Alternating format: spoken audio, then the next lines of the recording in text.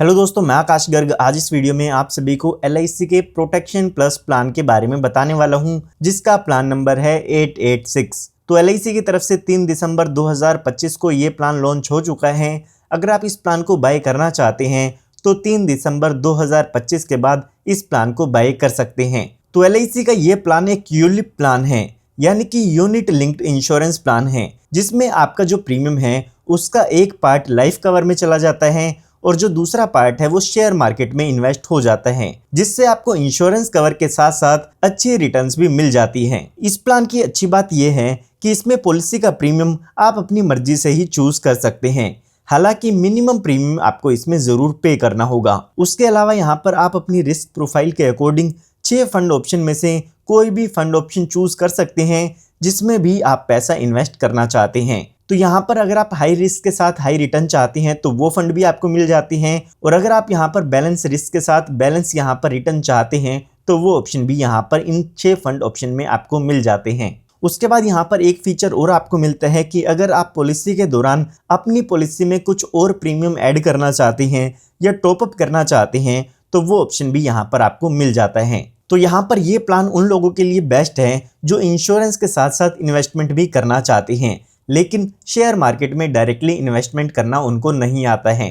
तो अगर आपको शेयर मार्केट में डायरेक्ट इन्वेस्टमेंट करना नहीं आता है और साथ ही साथ आप इंश्योरेंस भी चाहते हैं तो आपके लिए ये प्लान बेस्ट होने वाला है। आइए सबसे पहले जान लेते हैं कि इस प्लान को लेने के लिए क्या क्या कंडीशंस आपको देखने को मिल जाती हैं। सबसे पहले यहाँ पर हम बात करते हैं प्रीमियम पेइंग टर्म की, यानी कि इस पॉलिसी को लेने के लिए आपको कितने साल पॉलिसी के प्रीमियम की पेमेंट करनी होगी। तो यहाँ पर आपको 4 ऑप्शन मिलते हैं। इन 4 में से कोई भी एक ऑप्शन आप चूज कर सकते हैं। पहला है 5 साल का, दूसरा है 7 साल का, तीसरा है 10 साल और 15 साल का। तो इन 4 ही ऑप्शन में से कोई भी एक ऑप्शन आप चूज कर पाएंगे। उसके बाद यहाँ पर बात आती है पॉलिसी टर्म की। तो यहाँ पर अगर आप 5, 7 और 10 साल की प्रीमियम पेइंग टर्म चूज करते हैं तो उसमें जो आपको पॉलिसी टर्म मिल जाती है वो 10, 15, 20 और 25 साल की देखने को मिल जाती है। इसमें से भी आप 4 ऑप्शन में से कोई भी एक ऑप्शन चूज कर सकते हैं। लेकिन अगर आप 15 साल की प्रीमियम पेइंग टर्म चूज करते हैं तो उसमें आपको 3 ही ऑप्शन मिलेंगे, जो कि है 15, 20 और 25 साल का। तो इनमें से आपको कोई एक प्रीमियम पेइंग टर्म चूज करनी होगी, जितने साल भी आप प्रीमियम पे करना चाहते हैं। उसके बाद आपको एक पॉलिसी टर्म चूज करनी होगी। पॉलिसी टर्म का मतलब ये है कि कितने टाइम तक आपका इंश्योरेंस कवर चलता रहेगा या फिर कितने टाइम पीरियड के बाद आपकी पॉलिसी की मैच्योरिटी होने वाली है। ये चूज करने के बाद यहाँ पर हम बात करते हैं मिनिमम एज की। तो इस प्लान को लेने के लिए जो आपकी मिनिमम एज है वो 18 साल की होनी चाहिए। साथ ही साथ यहाँ पर हम बात करते हैं मैक्सिमम एज की, यानी कि ज्यादा से ज्यादा कितनी उम्र तक के व्यक्ति इस पॉलिसी को ले सकते हैं। तो यहाँ पर अगर आप 5 साल की प्रीमियम पेइंग टर्म लेना चाहते हैं तो मैक्सिमम एज यहाँ पर 50 साल की दी गई है। लेकिन अगर यहाँ पर आप प्रीमियम पेइंग टर्म 7, 10 या 15 साल की लेना चाहते हैं तो यहाँ पर जो मैक्सिमम एज है वो 65 साल की दी गई है। यानी कि 18 से लेके 50 साल तक की एज के लोग या फिर 18 साल से लेके 65 साल तक की एज के लोग इस पॉलिसी को ले सकते हैं। उसके बाद यहाँ पर बात आती है मिनिमम प्रीमियम की, यानी कि इस पॉलिसी को लेने के लिए आपको कम से कम कितना प्रीमियम पे करना होगा। तो यहाँ पर अगर आप 15 साल की प्रीमियम पेइंग टर्म लेना चाहते हैं तो मंथली प्रीमियम आपको इसमें कम से कम 3000 रुपए का पे करना होगा। ठीक इसी तरह से क्वार्टरली प्रीमियम या 3 महीने का प्रीमियम आपको मिनिमम 9000 पे करना है। 6 महीने में 18,000 रुपए का मिनिमम प्रीमियम पे करना होगा और ईयरली में 36,000 रुपए का प्रीमियम पे करना होगा। ठीक इसी तरह से 5 साल की, 7 साल की या 10 साल की आपने प्रीमियम पेइंग टर्म चूज की है तो उसका मिनिमम प्रीमियम भी आप स्क्रीन पर देख सकते हैं। इससे ज्यादा प्रीमियम आप पे करना चाहते हैं तो पे कर सकते हैं, क्योंकि मैक्सिमम प्रीमियम की यहाँ पर कोई भी लिमिट नहीं है। ये हमने कुछ कंडीशंस की बात की है जो कि इस प्लान को लेने के लिए आपको फुलफिल करनी होगी। अगर आप यहाँ पर प्लान ले सकते हैं तो उसके बाद सबसे पहले आपको यहाँ पर फंड टाइप सेलेक्ट करना होगा, यानी कि आप किस तरह के फंड में इन्वेस्टमेंट करना चाहते हैं। LIC की तरफ से यहाँ पर अलग अलग 6 तरह के फंड बनाए गए हैं। इन 6 फंड में से आप कोई भी एक फंड चूज कर सकते हैं। हालांकि बाद में अगर आप चेंज करना चाहें तो इस फंड को चेंज भी कर सकते हैं। अब यहाँ पर ये फंड इस तरीके से बनाए गए हैं ताकि हर लोगों की जरूरतों को पूरा कर सकें। काफी लोग ऐसे हैं जो रिस्क ले सकते हैं और अच्छी रिटर्न चाहते हैं। काफी लोग ऐसे हैं जो ज्यादा रिस्क नहीं लेना चाहते हैं और एक मीडियम रिटर्न यहाँ से जनरेट करना चाहते हैं। या फिर कुछ ऐसे लोग भी होंगे जो रिस्क नहीं लेना चाहते हैं और एक नॉर्मल रिटर्न यहाँ से जनरेट करना चाहते हैं। तो सभी के लिए अलग अलग फंड यहाँ पर बनाए गए हैं। तो सबसे पहले यहाँ पर आपको बॉन्ड फंड देखने को मिल जाता है। बॉन्ड फंड में यहाँ पर आप देख सकते हैं जो भी आपकी इन्वेस्टमेंट होगी उसका 60% से ज़्यादा अमाउंट गवर्नमेंट की सिक्योरिटीज़ में लगाया जाएगा या फिर कॉरपोरेट डेट में लगाया जाएगा। आपका पैसा अगर गवर्नमेंट की सिक्योरिटीज़ में लगाया जाता है या फिर कॉरपोरेट डेट में लगाया जाता है तो वो काफ़ी सिक्योर होता है, लेकिन जो उसमें रिटर्न होती है वो काफ़ी कम आती है। उसके बाद यहाँ पर आपका कुछ पैसा शॉर्ट टर्म इन्वेस्टमेंट इंस्ट्रूमेंट में लगाया जाएगा और उसके बाद यहाँ पर आप देख सकते हैं इक्विटी शेयर्स का भी ऑप्शन दिया गया है जहाँ पर लिखा गया है नील, यानी कि यहाँ पर जो भी शेयर मार्केट होती है या इक्विटी शेयर्स होते हैं उसमें आपका पैसा नहीं लगाया जाता है। अगर यहाँ पर आपका पैसा शेयर मार्केट में नहीं लगेगा तो आपके फंड की रिस्क काफ़ी कम हो जाती है। तो यहाँ पर आप देख भी सकते हैं लिखा गया है लो रिस्क ये प्रोफाइल है। तो अगर आप रिस्क नहीं लेना चाहते हैं और सेफ रिटर्न लेना चाहते हैं तो आप इस फंड को चूज कर सकते हैं। उसके बाद यहाँ पर सिक्योर फंड दिया गया है जिसमें 45% से ज़्यादा अमाउंट आपका गवर्नमेंट सिक्योरिटीज़ में लगाया जाएगा, 40% तक का हिस्सा आपका शॉर्ट टर्म इन्वेस्टमेंट में लगेगा और यहाँ पर लगभग 15% के आसपास आपका इन्वेस्टमेंट इक्विटी शेयर्स में किया जाएगा। तो आपके फंड का काफ़ी कम पोर्शन यहाँ पर इक्विटी शेयर मार्केट में लगाया जाता है।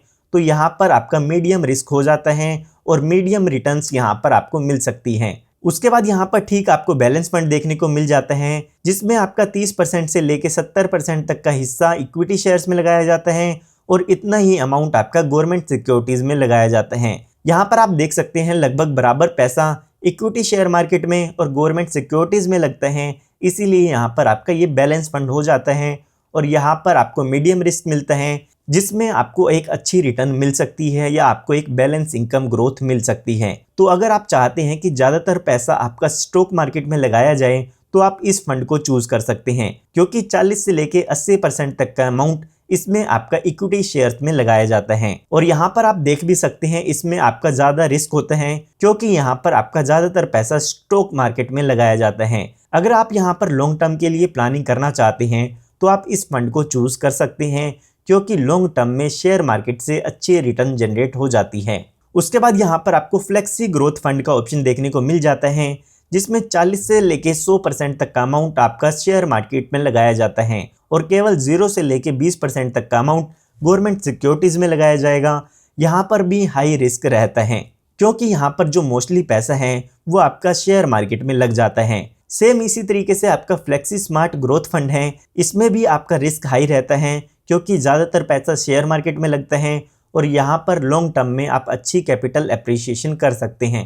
तो आपको सबसे पहले डिसाइड करना है कि आप इन 6 फंड में से कौन सा फंड ऑप्शन चूज करना चाहते हैं आपकी रिस्क प्रोफाइल के अकॉर्डिंग। तो उम्मीद करता हूँ इसमें आपको समझ ज़रूर आ गया होगा कि आपको कौन सा फंड ऑप्शन चूज करना है। आइए अब एक एग्जाम्पल की मदद से इस पूरे प्लान को डिटेल में समझते हैं। तो एग्जाम्पल को समझने के लिए हम मान लेते हैं कि जो आपकी एज है वो 30 ईयर्स की है और यहाँ पर जो आप प्रीमियम पे करना चाहते हैं वो आप 10,000 रुपये मंथली प्रीमियम पे करना चाहते हैं। साथ ही साथ यहाँ पर हमें पॉलिसी टर्म भी चूज करनी होगी। तो मैंने यहाँ पर आपको 4 पॉलिसी टर्म बताई थी, तो उनमें से अभी के लिए हम मान के चलते हैं कि आप 15 साल की पॉलिसी टर्म चूज करना चाहते हैं और साथ ही साथ जो प्रीमियम पेइंग टर्म चूज करनी होगी वो अभी के लिए हम मान लेते हैं कि आप 10 साल की प्रीमियम पेइंग टर्म चूज करना चाहते हैं। उसके बाद हमें मोड ऑफ पेमेंट सेलेक्ट करना होगा। तो यहाँ पर हमें 4 पेमेंट के मोड मिल जाते हैं, मंथली, क्वार्टरली, हाफ ईयरली या ईयरली। तो अभी के लिए हम मान के चलते हैं कि हम मंथली इस पॉलिसी के प्रीमियम की पेमेंट करना चाहते हैं। उसके बाद जैसे कि हमने फंड ऑप्शंस की बात की तो अभी हमें 6 फंड ऑप्शन में से कोई एक फंड ऑप्शन सेलेक्ट करना होगा। तो यहाँ पर हम मान के चलते हैं कि हम यहाँ पर ग्रोथ फंड ऑप्शन चूज करना चाहते हैं। उसके बाद यहाँ पर अगर हम अपना एनुअल प्रीमियम देखते हैं तो हमारा टोटल 1,20,000 रुपये का हो जाता है क्योंकि इसमें हम मंथली 10,000 रुपये इन्वेस्ट करने वाले हैं। तो उसके बाद यहाँ पर हमें सम एश्योर्ड भी सिलेक्ट करना होगा, यानी कि हम कितना बीमा इसमें लेना चाहते हैं।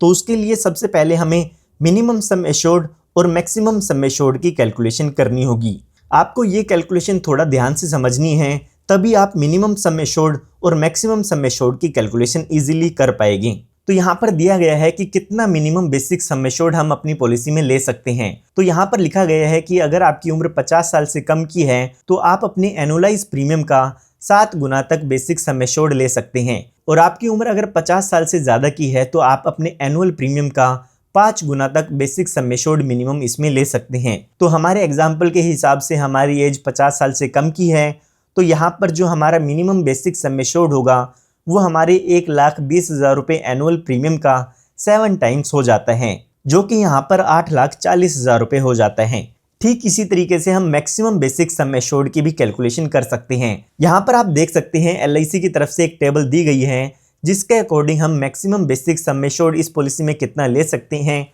उसकी कैलकुलेशन कर पाएंगे। तो यहाँ पर आप देख सकते हैं कि अगर हमारा एनुअल प्रीमियम 60,000 रुपये से ज़्यादा का है तो हमारे लिए ये टेबल अप्लाई होगी, जिसमें बताया गया है कि एंट्री एज 18 से लेकर 30 साल तक की है तो आपको ये टेबल देखनी होगी। तो यहाँ पर अभी हमारी एज 30 साल की है और जो प्रीमियम पेइंग टर्म हमने चूज़ की है वो 10 साल की चूज़ की है। तो उसके लिए यहाँ पर आपको एक मल्टीप्लायर देखने को मिल जाएगा जो कि है 22 टाइम्स, जो कि आपके एनुअल प्रीमियम का होने वाला है।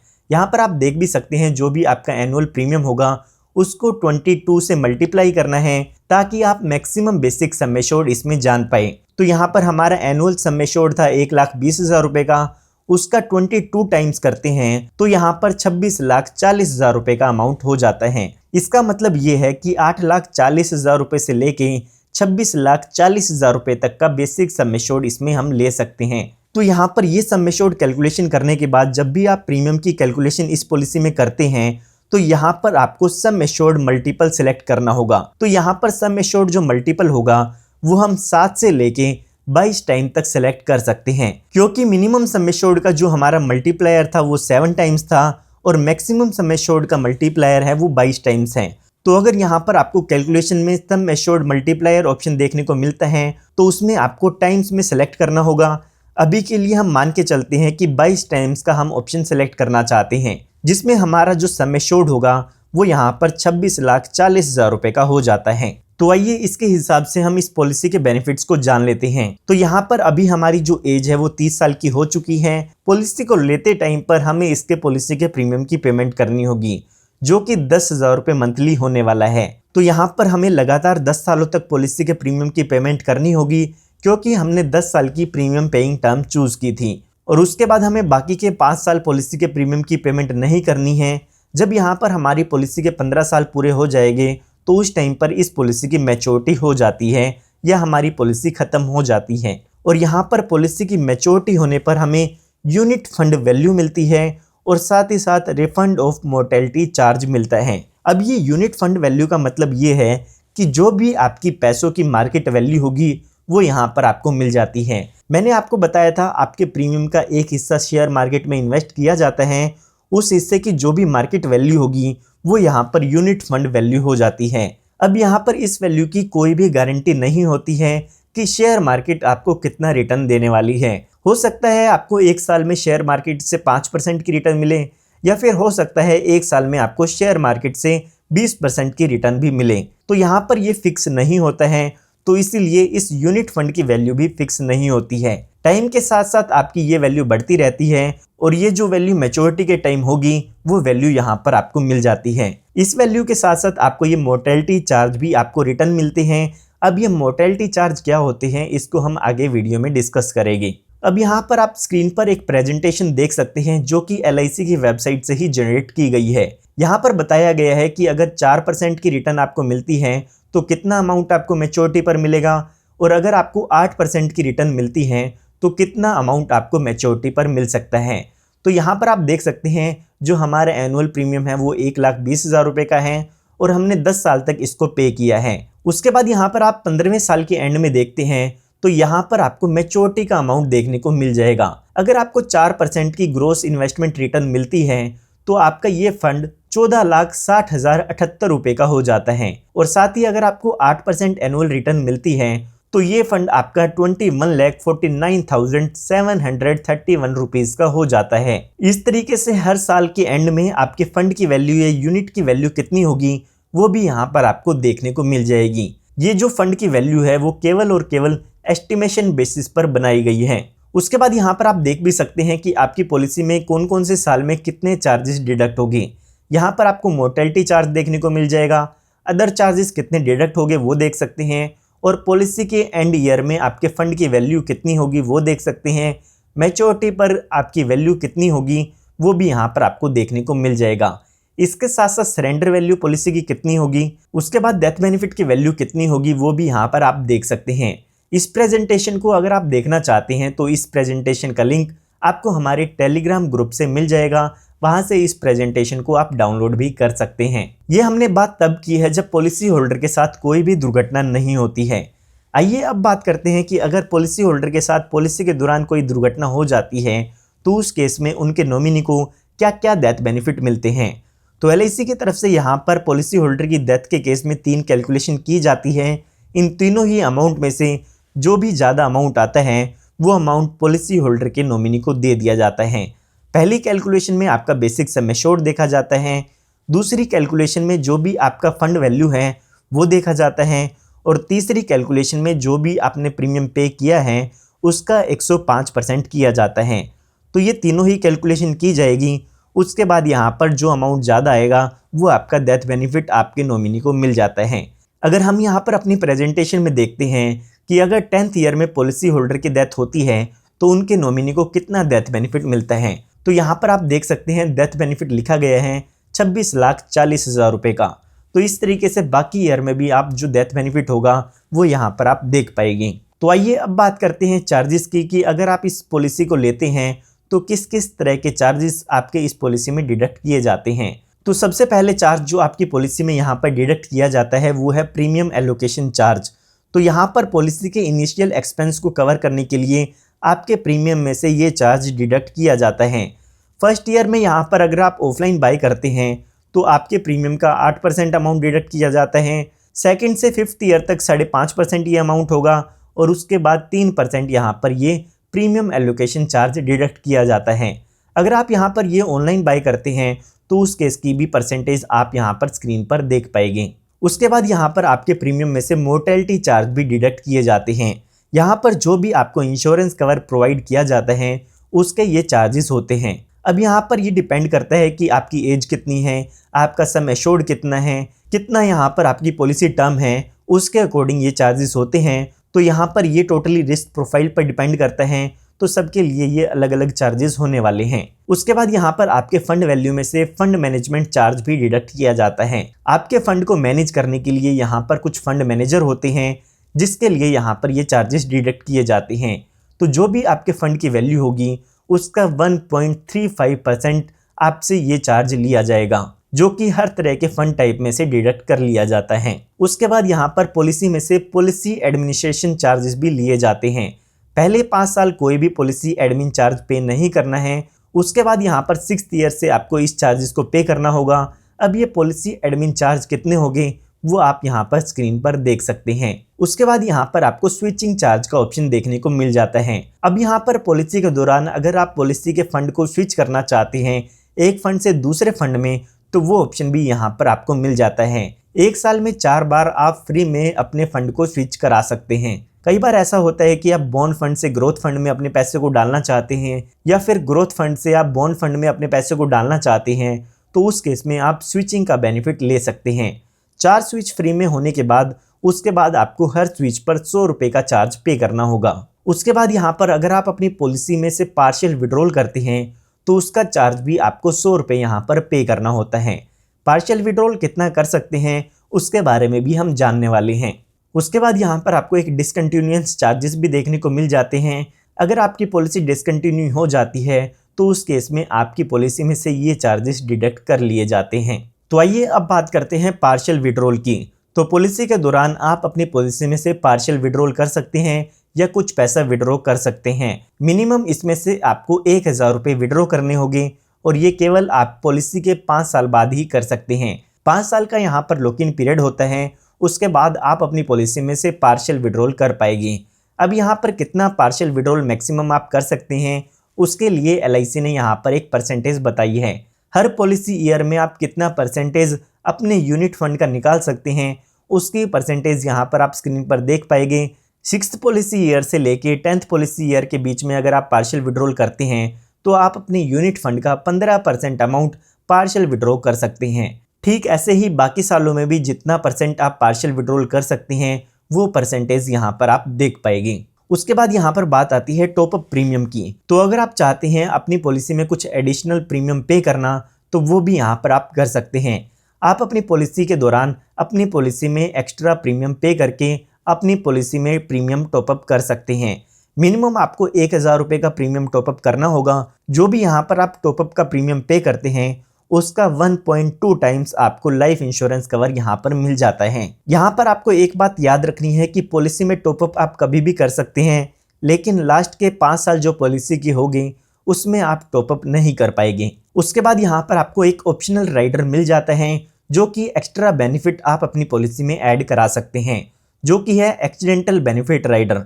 इस बेनिफिट को एक्स्ट्रा प्रीमियम पे करके आप अपनी पॉलिसी में ऐड करा सकते हैं। इस बेनिफिट को लेने के बाद अगर पॉलिसी होल्डर की डेथ एक्सीडेंट के कारण होती है तो उस केस में एक्स्ट्रा बेनिफिट या एक्स्ट्रा अमाउंट पॉलिसी होल्डर के नॉमिनी को मिलता है।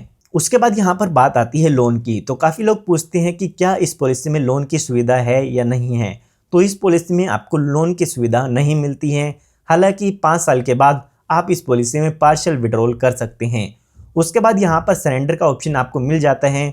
अगर आप अपनी पॉलिसी को सरेंडर कराना चाहते हैं तो कभी भी अपनी पॉलिसी को सरेंडर करा सकते हैं और उसकी सरेंडर वैल्यू ले सकते हैं। उसके बाद मैं आपको बता चुका हूँ इस पॉलिसी में मोड ऑफ पेमेंट 4 आपको मिल जाते हैं। मंथली इसमें पॉलिसी का प्रीमियम पे कर सकते हैं, क्वार्टरली कर सकते हैं, हाफ ईयरली कर सकते हैं या फिर ईयरली भी पॉलिसी के प्रीमियम की पेमेंट आप इसमें कर पाएंगे। तो उम्मीद करता हूँ इस वीडियो में आपको LIC के प्लान प्रोटेक्शन प्लस की कंप्लीट इन्फॉर्मेशन मिल गई होगी। फिर भी अगर आपको कोई डाउट है तो आप मुझसे कमेंट में पूछ सकते हैं, और साथ ही साथ जो मैंने आपको इलस्ट्रेशन बताई है वो आप हमारे टेलीग्राम ग्रुप से डाउनलोड कर सकते हैं। उम्मीद करता हूँ आपको ये वीडियो पसंद आई होगी। पसंद आई हो तो इस वीडियो को लाइक ज़रूर कीजिएगा। साथ ही साथ आप हमारे चैनल को सब्सक्राइब कर सकते हैं, क्योंकि इस तरह की लेटेस्ट वीडियोज़ मैं आप सभी के लिए लाता रहता हूँ। धन्यवाद।